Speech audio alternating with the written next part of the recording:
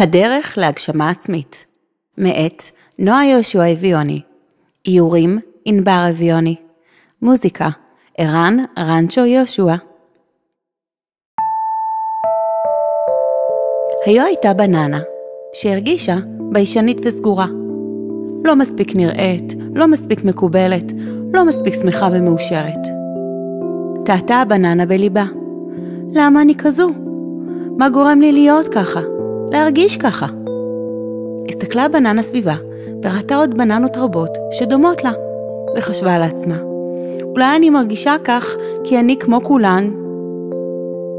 אולי בגלל זה אני מרגישה לא מספיק נראית, לא מספיק מקובלת, לא מספיק שמחה ומאושרת. אני מרגישה שיש בי יותר.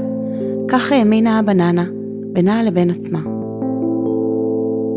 בוקר אחד קמה הבננה משנתה ואמרה, זהו, נמאס לי להרגיש ככה. אני רוצה להיות יותר ממה שאני. אני רוצה שיתייחסו לקיומי. אני רוצה להרגיש משמעותית. אני רוצה להרגיש נראית. אני רוצה להיות מוכרת, לא דומה לאף בננה אחרת. חשבה הבננה וחשבה, מה היא יכולה לעשות כדי להשיג את כל שרצתה? אני יודעת, אמרה הבננה. אני אצא לי לעיר הגדולה. שם ודאי תתגשם לי המשאלה. יצאה הבננה לעיר הגדולה. הסתובבה. תהילה ברחובות, בסמטאות, שעות ארוכות. לפתע ראתה דלת כחולה, והציץ לידה. עליה מופיע שלט ובו כתוב, הדלת להגשמה עצמית. ובאותיות קטנות, הכניסה לאודישנים היא מדלת זו, שיהיה בהצלחה. שמחה הבננה שמצא דלת קסמים שכזו, דרכה תוכל להגשים את עצמה ואת כל משאלות ליבה. קפצה הבננה בהתרגשות על ידית הדלת, והדלת נפתחה. בן רגע נגלה בפניה מסדרון ארוך, ולאורכו דלתות בצבעים שונים. התקדמה הבננה סקרנית לגלות מה כתוב על הדלת הראשונה. הדלת הראשונה הייתה אדומה וגדולה, לא סתם דלת רגילה, עליה הופיע השלט. כאן מתקיימים האודישנים למרק ירקות. מרק ירקות? חשבה לעצמה. בחיים לא חשבתי שירק אוכל להיות. אולי אם אהיה דומה לכולם, אוכל להרגיש טוב יותר עם עצמי, ואהיה גאה במי שאני. אולי אז ארגיש מיוחדת, שווה יותר מכל בננה אחרת, ואז אוכל באמת להיות מאושרת. אך איזה ירק אוכל להיות? אולי דלת? אולי עגבניה? אולי גזר? צץ במוחה הרעיון. אולי גזר אני כן יכולה להיות. גזר, זה רעיון מצוין. הסתכלה הבננה סביבה וראתה איפור השייך לשחקנים שעובדים במקום. בשקט לקחה את האיפור וצבעה את עצמה בצבע כתום. הסתכלה הבננה על התוצאה והייתה ממש מרוצה. כעת, כשאני דומה יותר לגזר, אוכל להתקבל למרק הירקות וגזר להיות. כך ארגיש טוב יותר עם עצמי, ואתחיל להגשים את עצמי ואת חלומי. פתחה הבננה הצבועה בכתום את הדלת, וראתה שלכל ירק יש תור משלו. הלכה בשקט אל התור של הגזרים, וניסתה שלא להתבלט, כדי שלא יראו שהיא בעצם דומה יותר לבננה מאשר לגזר. עברו האודישנים במהירות, ולאחר זמן לא רב הגיעה תורה. כן, מי בתור? שאל איש מנמן, ולא טלטלים ושפם.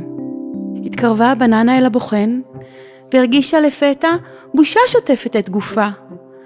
פתאום כבר לא הייתה כל כך בטוחה בעצמה. חששה שמא יגלו שהיא לא מישהי מנסה להיראות. וכך, במקום להיות משוחררת, נהפכה סגורה יותר, מקובצת ומבוישת. זה גזר? שאל הבוחן השמנמן. יש גזרים שנראים טוב ממך בהרבה. גזר שכזה לא יוכל להיכנס למרק שלי. נכשלת באודישן, קדימה שהגזר הבא יעלה. חזרה הבננה שניסתה להיות גזר אל המסדרון. בכתה, עד שכל הצבע הכתום ירד ממנה. היא הייתה כל כך עצובה. היא בכתה לא רק כי באודישן נכשלה, אלא כי הרגישה כל כך רע. הבננה לא נהנתה כלל מהניסיון להיות גזר. עם כל הצבע שעליה, הרגישה כל כך לא אמיתית, כל כך לא טבעית, הרגישה כל כך מפוחדת, כל כך מקובצת. כל המתח שחוותה התפרק כעת החוצה כשהייתה במסדרון, והבינה שלא גזר ולא ירק היא רוצה להיות. לפתע נזכרה שהיו עוד דלתות במסדרון.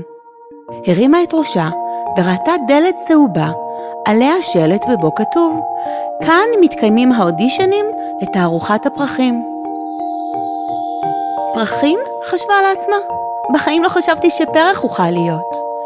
אולי אם אהיה פרח יפה יותר מכולם, אוכל להרגיש טוב יותר עם עצמי, ואהיה גאה במי שאני. אולי אז ארגיש מיוחדת, שווה יותר מכל בננה אחרת, ואז אוכל באמת להיות מאושרת. אחרי זה פרח אוכל להיות. אולי שושנה, אולי ורד, אולי חמניה, צץ במוחה הרעיון. אולי חמניה אני כן יכולה להיות. חמניה, זה רעיון מצוין. חיפשה היא שוב את הצבעים שראתה קודם והתפללה שהם עדיין במקומם. קפצה אל הכיסא וראתה שאכן הם שם. שמחה הבננה ואמרה לעצמה, נפלא. הפעם אני אצליח. הפעם אני לא אפשל. הפעם הוכיח להם שאני באמת יכולה להיות יותר. הפעם אני אעשה את זה מושלם. הפעם אצליח להיות פרח, ואף אחד לא ישים לב שאני בננה.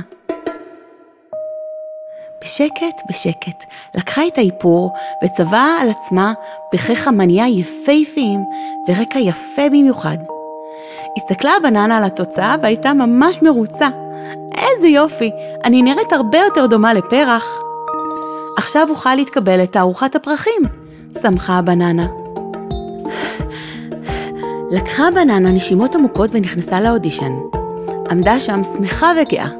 היא אמנם חששה שישימו לב שהיא לא באמת פרח, אך מלאה הייתה בתקווה ובאמונה שהפרחים המצוירים עליה ישבו את תשומת ליבם של הבוחנים, ואז לא ישימו לב שהיא בכלל בננה. פרח ועוד פרח התקדם ונבחן, עד שהגיעה תורה. כן, מי בתור?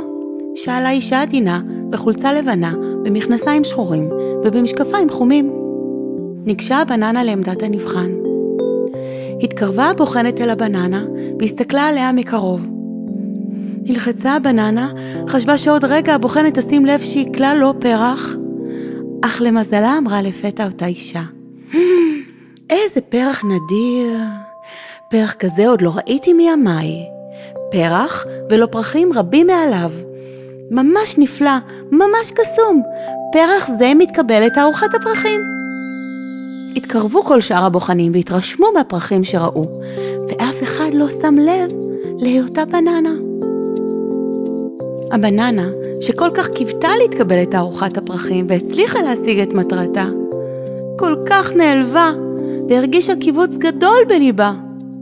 מה? חשבה לעצמה, הם רק מתפעלים מהפרחים שעליי, בלי בכלל לשים לב אליי. הצלחתי להשיג את מטרתי, אך כך אף אחד לא מודע לקיומי. איזו הרגשה איומה, איך יכולתי לחשוב שזאת תהיה הצלחה?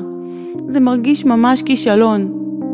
חמקה הבננה מחדר האודישנים, בלי שמישהו ישים לב. מבולבלת, בוכייה. בכתה הבננה ובכתה, עד שכל הפרחים נשטפו ממנה. היא הבינה שלא ירק ולא פרח היא רוצה להיות, ושהיא כלל לא רוצה להפוך להיות מישהו אחר. די, נמאס לי, די כבר די, אני בוחרת בננה להיות, אמרה הבננה בגאווה והרימה את ראשה. ואז ראתה דלת זהובה, ועליה שלט, כאן נערכים האודישנים לזמרות ולזמרים. זמרת? חשבה לעצמה. זמרת שמופיעה על במה? את זה אני רוצה. להיות מפורסמת? להיות מוכרת? לכך בדיוק אני חותרת. אולי אם אהיה שונה מכולם, אוכל להרגיש טוב יותר עם עצמי, ואהיה גאה במי שאני. אולי אז ארגיש מיוחדת, שווה יותר מכל בננה אחרת, ואז אוכל באמת להיות מאושרת. אני אשיר לא כמו כולם, שלא תהיה כמוני בננה מזמרת בכל העולם. נכנסה הבננה בשמחה דרך הדלת הזהובה, וראתה זמרות וזמרים שונים מכל המינים. שמחה הבננה שהפעם היא לא תצטרך להסתיר את היותה בננה, וסוף סוף תוכל לדבר עם נבחנים אחרים, בלי לפחד שיגלו מי היא באמת. וכך, שיר ועוד שיר שאושר, רק קרב את הבננה לרגע המאושר. עוד מעט אני אהיה מיוחדת, עוד מעט אני ארגיש ממש אחרת, עוד מעט כל מה שרציתי תמיד שיקרה, יתגשם.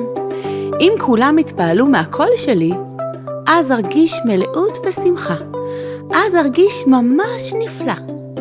ואכן, הגיעה תורה במהרה. פתחה הבננה את הפה לשיר, ולהפתעתה יצאו מפיה צלילים נפלאים. שמחה הבננה וצהלה ברינה, הנה, הנה אני מיוחדת, הנה, הנה אני מאושרת, הנה, הנה אני יכולה, הנה, הנה אני מצליחה. שמחו מאוד הבוחנים לשמוע את קולה, ואמרו לה שהיא מוכשרת מאוד יחסית לגילה, ואם היא רוצה, הם יכולים להציע לה קריירה בשירה. שמחה הבננה ואמרה שהיא מבטיחה לחשוב על ההצעה. כשירדה הבננה מהבמה, הרגישה ממש שמחה ומרחפת, והייתה כל כך מאושרת. הסתכלה על עצמה במראה והייתה ממש זוהרת. עד לאחר מספר דקות, החלו הקסם והשמחה להתפוגג. לפתע, בלי הבמה ובלי השירה, לא הרגישה מיוחדת עוד. מה זה? נעצבה הבננה. אז איפה נמצא הקסם? לאן נעלמה הייחודיות שלי? יכול להיות שנולדתי לא מיוחדת? פתאום שמע קול שאמר, עבר דרך מופלאה היום, הדרך שלך להגשמה עצמית, בה הבנת שאת בוחרת להיות עצמך.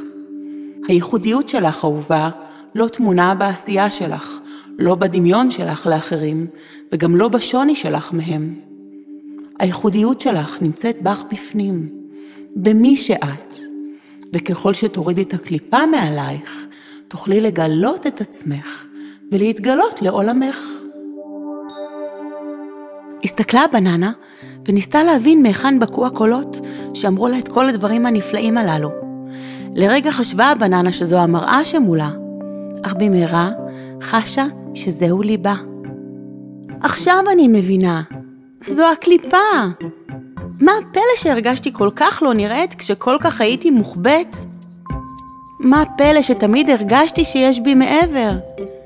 לא דמיינתי שהפתרון הוא פשוט להתקלף ולגלות לעולם מי אני. פתאום הבינה שכל עוד הייתה עטופה בקליפה, לא יכלה להרגיש שלמה, משוחררת ומאושרת. ושהקליפה כבר לא באמת עליה שומרת, אלא דווקא סוגרת. עכשיו, בלי הקליפה, העולם באמת יכול להכיר אותי, ואת האיכויות הנפלאות שבי. כל עוד ניסיתי להיות דומה לכולם, יותר מכולם, שונה מכולם, לא יכולתי להיות עצמי.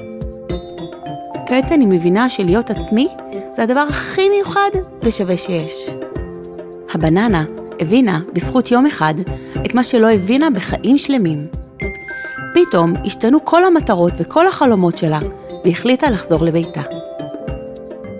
כשיצאה הבננה מהדלת הראשית, חייכה לעצמה ואמרה, זו באמת דלת להגשמה עצמית. הדלת, דרכה למדתי שהדבר החשוב ביותר, הדרוש להגשמה עצמית הוא להיות עצמי. ומאז חיה הבננה את עצמה, ומרגישה מאושרת, מוגשמת, שלמה, אהובה, שמחה, גאה בעצמה, ומלאה.